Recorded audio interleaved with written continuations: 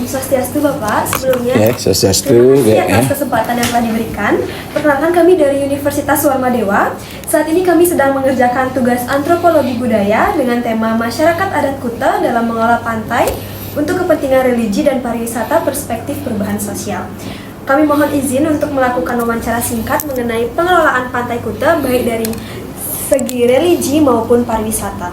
Wawancara ini hanya untuk kepentingan akademis dan tidak akan digunakan di luar tugas kuliah. Terima kasih banyak Bapak atas kesediaannya. Jika Bapak tidak keberatan, kami akan langsung memulai wawancaranya. Sebelumnya, boleh kami tahu nama lengkap Bapak dan jabatan Bapak saat ini di lingkungan masyarakat adat Kuta? Nama Tiang Komang Alit Ardana, jero Bendesa Adat Kuta. Sudah berapa lama Bapak menjalani peran atau menjabat dalam posisi tersebut? Sebagai bendesa baru 2 tahun, tapi ngayah di desa sudah 26 tahun. Ya, mungkin adik belum lahir ya. Terima kasih Bapak. Untuk selanjutnya kami ingin menanyakan beberapa hal terkait peran masyarakat adat dalam pengelolaan pantai Kuta, baik dari sisi religi maupun pariwisata. Pertanyaan yang pertama, Pantai Kuta bukan hanya ikon pariwisata internasional, tetapi juga ruang sakral masyarakat adat Bali. Salah satunya upacara melasti dan upacara keagamaan lainnya. Pengelolaan pantai untuk kepentingan religi membutuhkan peran aktif desa adat setempat. Bagaimana peran masyarakat adat Kuta dalam menjaga dan mengelola Pantai Kuta untuk kepentingan religi serta pelaksanaan upacara adat?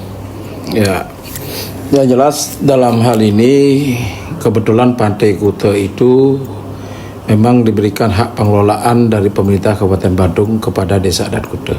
Ya, kita berbicara tentang Pantai Kuta ya.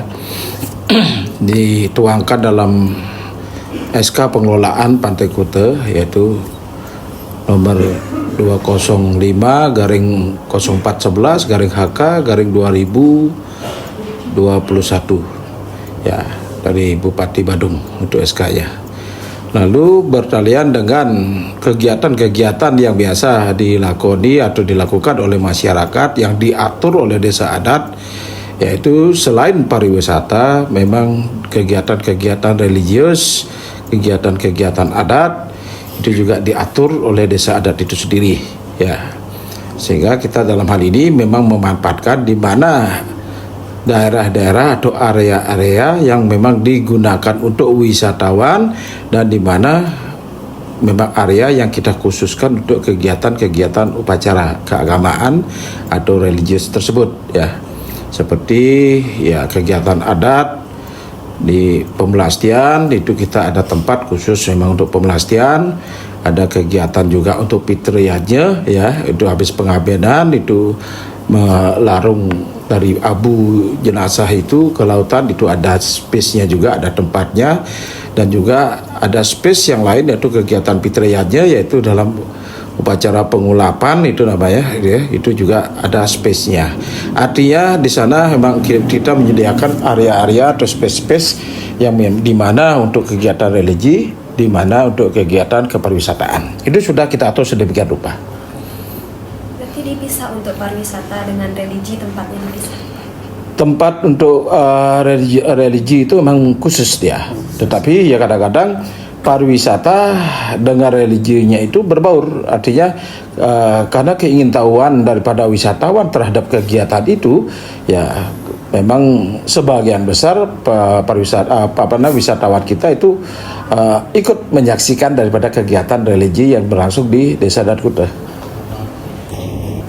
Bapak, untuk pertanyaan yang kedua, pariwisata membawa perubahan besar pada kehidupan sosial masyarakat Kuta, baik dari segi ekonomi, budaya maupun interaksi sosial. Perubahan sosial ini bisa memberikan dampak positif maupun negatif. Apa saja bentuk perubahan sosial yang dirasakan masyarakat adat Kuta akibat berkembangnya pariwisata di Pantai Kuta? Kalau perubahan secara signifikan sih enggak ya. Nah, inilah peran daripada desa adat, yang mana desa adat itu memiliki sebuah peran yang sangat penting di dalam mengajarkan yang namanya adat istiadat, seni dan budaya. Kalau desa adat itu hancur, pastilah adat, seni, budaya akan hancur. Nah, Astonggara untuk kami di wilayah Kuta, ya di desa adat Kuta tidak terlalu berpengaruh Karena kita memiliki sebuah pemikiran yang namanya warisan leluhur kita yang adiluhung ini harus kita pertahankan. Walaupun di tengah-tengah modernisasi atau perubahan-perubahan yang terjadi akibat modernisasi itu kan itu. Ya, kalau di dalam bicara masalah dampak ekonomi pastilah ada. Di mana masyarakat kami juga bergelut ya sebagian besar di sektor pariwisata. Ya, di dalam sektor pariwisata walaupun bergerak dalam sektor pariwisata itu tetap kita memberikan ruang kepada masyarakat, tetapi tanpa menghilangkan yang namanya adat istiadat dan budaya itu sendiri, karena kebetulan pariwisata kita adalah pariwisata budaya. Nah, sehingga dalam hal ini secara tidak langsung wajib hukumnya di dalam kita mempromosikan di sektor pariwisata untuk peningkatan ekonomi dan sosial, di sini pun juga kita diwajibkan untuk mengajarkan yang namanya adat istiadat dan budaya itu. Terima kasih, Pak. Oke, selanjutnya Tiang yang bertanya. Ke pertanyaan selanjutnya nih, ke Pantai Kuta sering digunakan untuk upacara adat melasti, namun di saat yang sama juga menjadi tempat wisata yang sangat ramai. Dalam situasi seperti ini, bagaimana cara masyarakat untuk menyeimbangkan antara menjaga kesucian pantai dan menerima kehadiran wisatawan? Apakah biasanya ada koordinasi khusus dengan pihak pengelola wisata atau pemerintah saat akan mengadakan upacara melasti? Atau bagaimana tanggapan para wisatawan saat melihat atau berada di sekitar upacara adat yang dilaksanakan di pantai? Apakah mereka menghormati prosesi tersebut atau bagaimana? Ya, tadi sudah yang sampaikan bahwasanya di khusus ya kita berbicara Pantai Kuta, karena di sana yang sudah membuat ya space atau area-area di mana area pariwisata, di mana area memang untuk kegiatan upacara adat seperti pemelastian atau melasti tersebut gitu. Nah, apabila kegiatan masyarakat di saat itu pas ada kegiatan pemelastian gitu, kita memang mengkhususkan space itu memang dipergunakan oleh masyarakat kita untuk melakukan kegiatan pemelastian.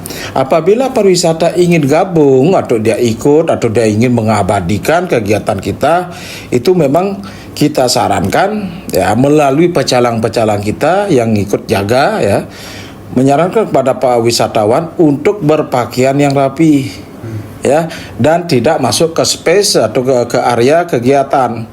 Apabila masuk ke area kegiatan, kita tidak melarang, tetapi kita menyarankan memakai busana yang samalah dengan kita, yaitu busana adat gitu. Apabila tidak ya di luar daripada area kegiatan upacara, kita sarankan seperti itu. Nah, dan para wisatawan itu mereka paham dan ngerti, karena kita memiliki pecalang yang juga kita himbau mereka untuk memberikan nasihat, masukan, saran kepada wisatawan itu agar mengindahkan apa yang menjadi himbauan dan larangan kita, agar tidak mengganggu kekusukan daripada umat Hindu atau krama kami yang melakukan kegiatan pemelastian gitu. Ya, dan bahkan di Pantai Kuta khususnya di sana memang pengelola Pantai Kuta itu merupakan adalah staf kami dari Desa Adat Kuta gitu. Sebelum kegiatan berlangsung, kita biasanya sudah melakukan pembersihan penyisiran dan menghimbau melalui pengeras suara untuk wisatawan yang ada di area upacara atau kegiatan itu agar bergeser dan berada di luar area kegiatan upacara gitu. Kita atur sedemikian rupa dan tidak ada yang tersinggung untuk itu karena mereka paham dan mengerti.